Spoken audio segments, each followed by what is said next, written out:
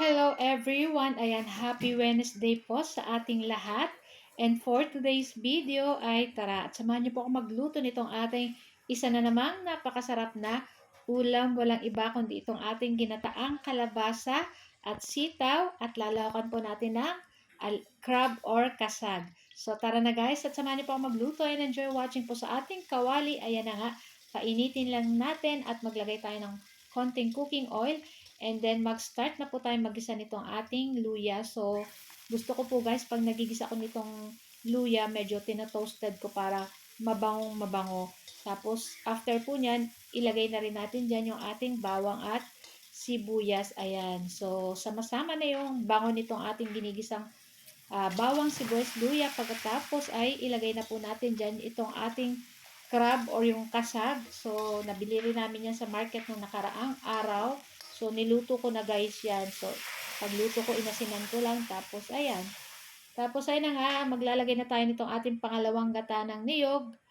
Ayan. Tapos, halu-haluin lang po natin iyan. So, yung ating crab guys, nilagyan na natin yan ng asin yung ating niluto. Ayan. So, medyo may alat na yan. So, maglalagay na lang tayo mamaya ng konting asin kung medyo matabang pa. So, ayan na nga. At ilagay na po natin dyan yung ating kalabasa and yung ating sitaw, and then syempre yung ating unang gata ng niyog para sa pampalapot at pampasarap nitong ating ginataang kalabasa at sitaw.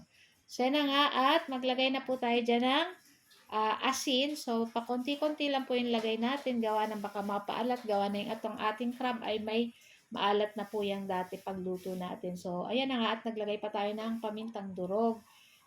Ayan, tapos syempre pwede niyo pong lagyan kung ano pa pong gusto niyo lagyan. Pero sa akin, okay na po itong ating pampalasa. So, maglalagay na lang po ako dyan ng konting sugar para pang balance.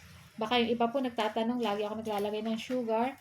Usually naman po, konti lang naman yung ating nilalagay. Kaya, okay lang naman po yan. Pang-balance lang yan dito sa ating niluluto. At mas masarap po talaga pag may konting sugar kang nilalagay. So, yun na nga, at hintayin lang po nating maluto dyan yung ating sitaw at yung ating kalabasa. So, naglagay pa ako guys ng konting asin at medyo matabang pa ng konti.